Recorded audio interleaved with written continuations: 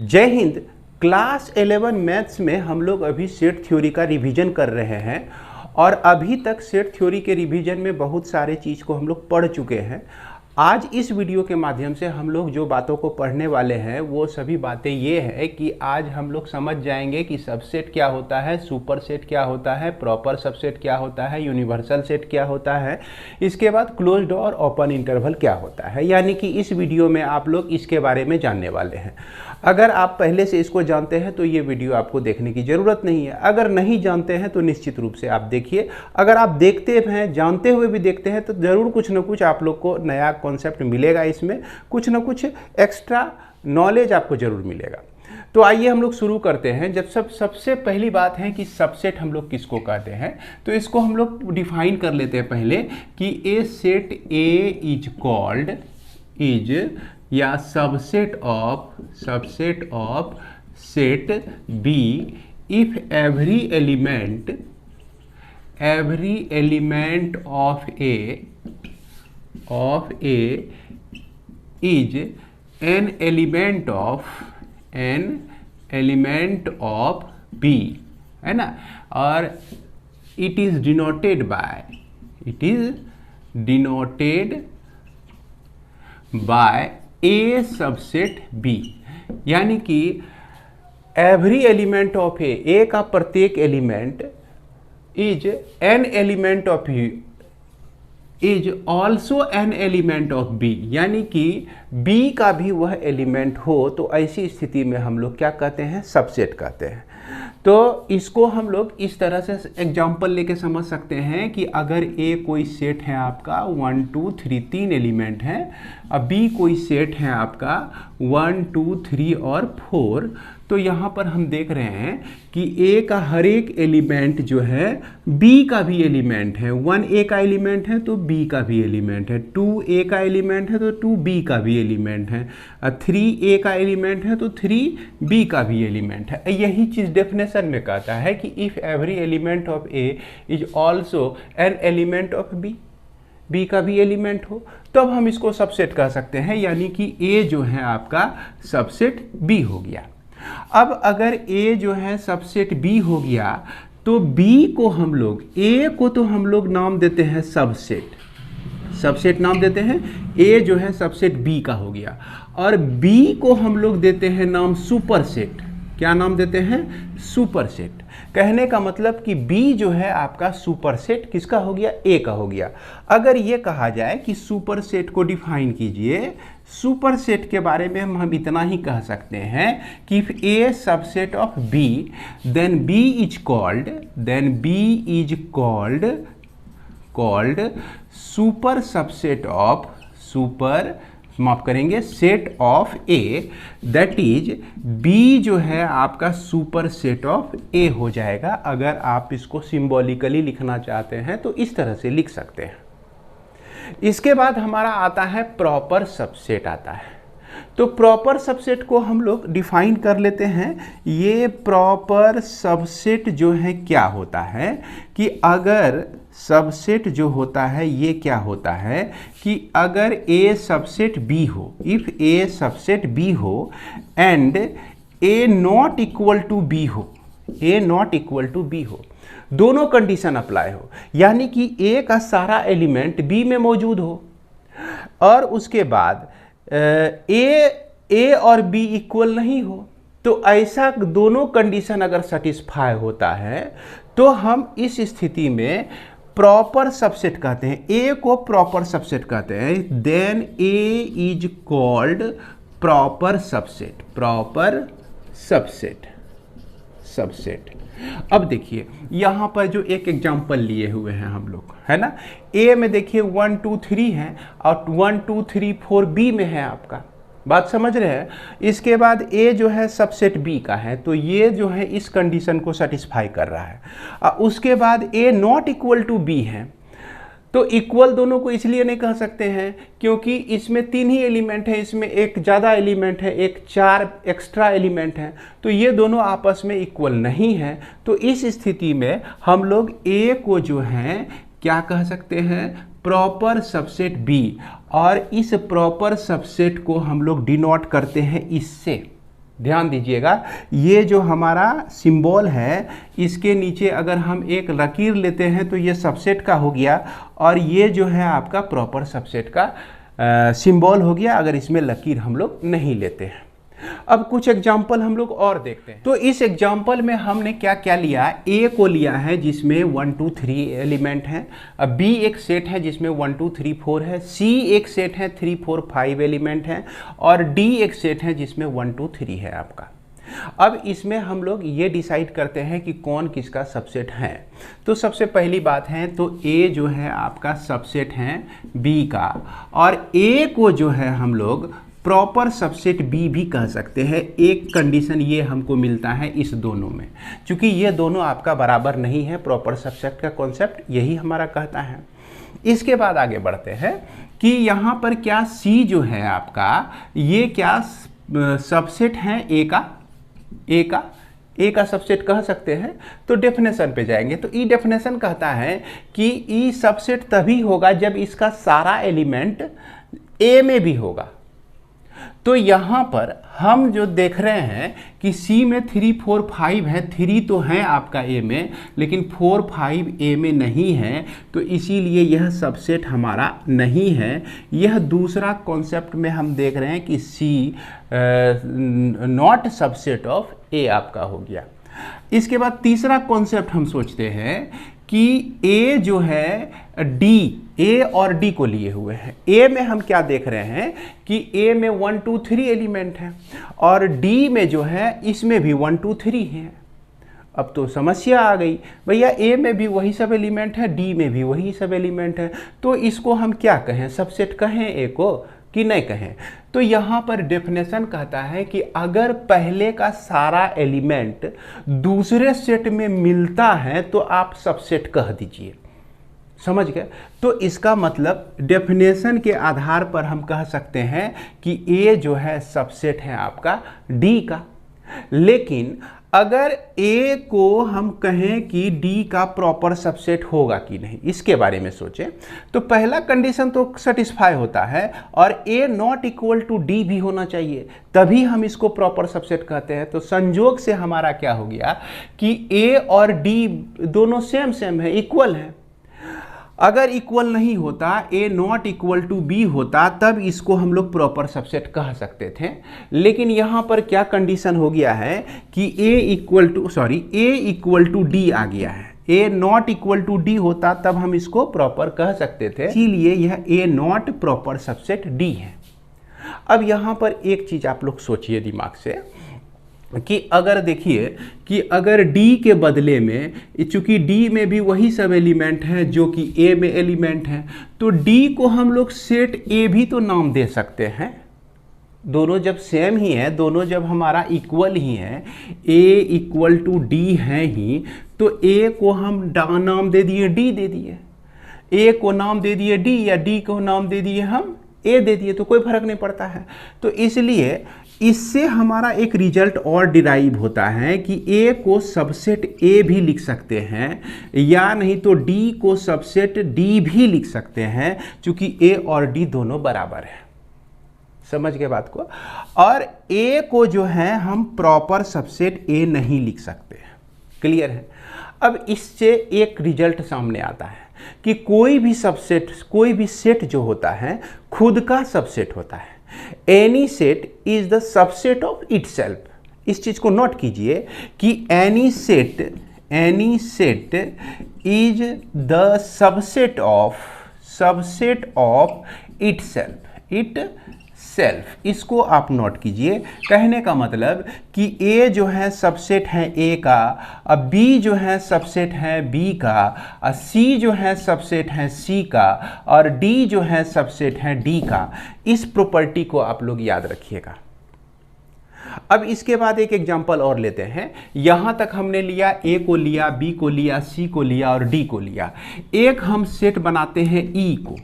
तो E में क्या बात हुई कि इसमें एक भी एलिमेंट नहीं है। E जो है आपका कैसा सेट है? एक इम्पटी सेट है। तो इम्पटी सेट जो होता है ना, सबका सबसेट होता है, जितने भी सेट होते हैं सभी का सबसेट होता है। अब क्यों होता है इसके बारे में सोचिए कि अब इसमें इसका लॉजिक देखिए, ई में ऐसा एक भी एलिमेंट नहीं है भैया, इसमें एलिमेंट है ही नहीं, लेकिन फिर भी हम सोच रहे हैं, एलिमेंट रख के सोच रहे हैं, बहुत बृहद पैमाने पे सोच रहे हैं, हमारी सोच बहुत बड़ी है, आपकी भी सोच बहुत बड़ी है कि डी ई का जो भी एलिमेंट है वो आपका डी में भी है, वो आपका सी में भी है, और इसमें एलिमेंट है ये नहीं है। इसमें जो चीज़ है ये नहीं है तो इसमें है ये नहीं है, वो चीज़ है ही नहीं, इसमें भी वो चीज़ नहीं है। तो इसलिए हम लोग यहाँ पर ई को जो है सभी का सबसेट कह सकते हैं। इस चीज़ को नोट कर लीजिए। अगर आपको समझने में थोड़ा मोड़ा दिक्कत हो रही है तो सीधी बात है कि हम लोग ये जाने कि empty set is the subset of any set. Empty set जो होता है किसी भी सेट का सबसेट होता है। तो इसको नोट करने वाली बात है ये आपका, ये आपने ये 1 नंबर, ये 2 नंबर, ये 3 नंबर नोट कर लीजिए कि यह ई जो है सबसेट हो जाएगा आपका ए का भी, यह ई जो है सबसेट हो जाएगा आपका बी का भी, यह ई जो है एम्प्टी सेट जो है सबसेट हो जाएगा सी का भी, और यह ई जो है सबसेट हो जाएगा आपका डी का भी, और ई जो है आपका सबसेट हो जाएगा ई का भी। क्योंकि जान रहे हैं कि any set is the subset of itself, तो ये क्यों पीछे रहेगा, बात समझ में आ रही होगी। तो उम्मीद करते हैं कि यहां तक आप लोग समझ गए होंगे। अब हम लोग समझते हैं कि कोई भी सेट दिया रहे तो उसके टोटल कितने सबसेट हो सकते हैं, इस पर विचार करेंगे। मान लीजिए कि कोई एक सेट आपका ए दिया गया है जिसमें 5 एलिमेंट दिए गए हैं, तो इसका कितना सबसेट हो सकता है। तो सबसे पहली बात अभी तो हम लोग सीखे हैं कि any set is the subset of itself, यानी कि कोई भी सेट जो होता है खुद का तो सबसेट होता ही है। तो एगो सबसेट मिला हमको। और उसके बाद दूसरा सबसेट में क्या हो गया कि empty set is the subset of any set, किसी भी सेट का जो है एम्प्टी सेट सबसेट होता है। इसके बाद कोई ऐसा सेट हो कि जिसमें एक एक एलिमेंट हो, एक ये 2 है, यहाँ पर एक सेट है जिसमें 3 एलिमेंट, सिर्फ एक एलिमेंट 3 है, एक कोई ऐसा सेट है जिसमें सिर्फ एक एलिमेंट 4 है। तो ये जितने भी सेट आपके बन रहे हैं यह सारे सेट जो है इसका सबसेट होगा भैया। ये जो है सभी जो है ए का सबसेट होगा। ये 5 ये सेट यानी कि जिसमें 5 एक एलिमेंट है, ये सेट जिसमें एक 4 एलिमेंट है, सभी सबसेट होंगे। अब ऐसा हो जाए कि अगर 2-2 एलिमेंट हमारा लिया जाए, कितना 2-2 एलिमेंट लिया जाए, 1-2 हो सकता है, 2-3 हो सकता है, उसके बाद आपका 3-4 हो सकता है, 4-5 हो सकता है, 1-5 हो सकता है। तो अब याद कीजिए इस तरह का जो अरेंजमेंट होता था, इस तरह से ग्रुपिंग हम लोग बनाते जो थे, कहाँ पे बनाते थे, परमुटेशन कॉम्बिनेशन में। और खासकर ग्रुप बनाने का काम हम लोग कॉम्बिनेशन में करते हैं। तो कॉम्बिनेशन हमको बता देगा कि अगर इसमें 5 एलिमेंट हैं तो 2-2 एलिमेंट लेके कितने ग्रुप बनेंगे। तो यहाँ पर सिंपल है, 2-2 एलिमेंट लेकर कितने ग्रुप बनेंगे, 5C2 ग्रुप बनेंगे। अब 5C2 का वैल्यू कितना होता है इस पर जस्ट हम डिस्कस करते हैं। अगर मान लिया जाए कि 3-3 एलिमेंट हम लेते हैं तो 3-3 एलिमेंट लेकर इस 5 एलिमेंट के लिए कितने ग्रुप संभव हैं, तो इसके लिए 5C3 हो जाएगा। 4-4 एलिमेंट के लिए 5C4 हो जाएगा। 5 एलिमेंट लेके अगर बनाते हैं तो कितने ग्रुप हो जाएंगे, इतने 5C5 हो जाएंगे। अब इस नंबर ऑफ ग्रुप तो हमारा मिला, और नंबर ऑफ ग्रुप का हर एक मेंबर जो होगा वो ए का जो है सबसेट होगा। इस तरह से कोई भी एक अदना सा दिखने वाला जो सेट होता है उसके सबसेट जो होते हैं बहुत सारे होते हैं। और कितने सारे होते हैं इसको समझने के लिए हम लोग ये चीज़ समझते हैं कि total number of subset of A set containing an element is 2 पर पावर n। 2 पर पावर n होता है, यानी कि यहाँ पर नंबर ऑफ एलिमेंट कितने हैं भैया, यहाँ पर 5 हैं। तो इसका जो सबसेट होगा आपका 2 पर पावर n हो जाएगा। n के जगह पर आप 5 डाल दीजिए तो 2 इंटू 2 इंटू 2 इंटू 2, तो 5 बार 2 को मल्टीप्लाई करेंगे तो ये 32 आ जाएगा। यानी कि इसके जो सबसेट होंगे ये 32 होंगे। ये ऑब्जेक्टिव क्वेश्चन आपको पूछा जाता है। अब कैसे होते हैं कि यहाँ पर देखा जाए कि कोई सेट जो है एस आपका दिया गया है 1 2 3 4 है ना 5, और ये आपका n एलिमेंट दिया गया है, मान लीजिए an, इसको a1 a2 a3 और a4 इस तरह से n एलिमेंट दिए गए हैं। तो एक एक एलिमेंट लेके हमको सेट मिलेगा, जैसे a1 a2 है ना, इस तरह से हमको सेट मिलेगा एक एक एलिमेंट का। तो इस तरह से ये number of elements, number of set कितने होंगे, तो ये सिंपल है NC1 होंगे। कितने होंगे? NC1 होंगे। अगर दो दो एलिमेंट लेकर हम सेट बनाते हैं a1 a2 a2 a3 a3 a4 a1 a4, इस तरह से याद कीजिए, कॉम्बिनेशन में चले जाते हैं तो यहाँ पर NC2 नंबर ऑफ सेट्स जो हो जाएंगे, दो दो एलिमेंट लेकर हम n एलिमेंट से NC2 बना सकते हैं। उसके बाद तीन तीन एलिमेंट लेकर NC3 बना सकते हैं। इसी तरह से n एलिमेंट लेके NCn बना सकते हैं। तो एक मेंबर वाले जितने भी सेट हैं उसकी संख्या इतनी है, दो मेंबर वाले जितने भी सेट हैं उसकी संख्या इतनी है, और ये सारे जो है इसका सबसेट है आपका। तो टोटल नंबर ऑफ सबसेट निकालने के लिए हमको क्या करना पड़ेगा? इसको ऐड करना पड़ेगा। यानी कि यहाँ पर NC1 plus NC2 plus NC3 जो है ये आपका NCn तक आता है, NCn तक आता है। अब याद कीजिए कि आप जो है 1 प्लस एक्स पर पावर n का एक्सपेंशन क्या लिखते हैं?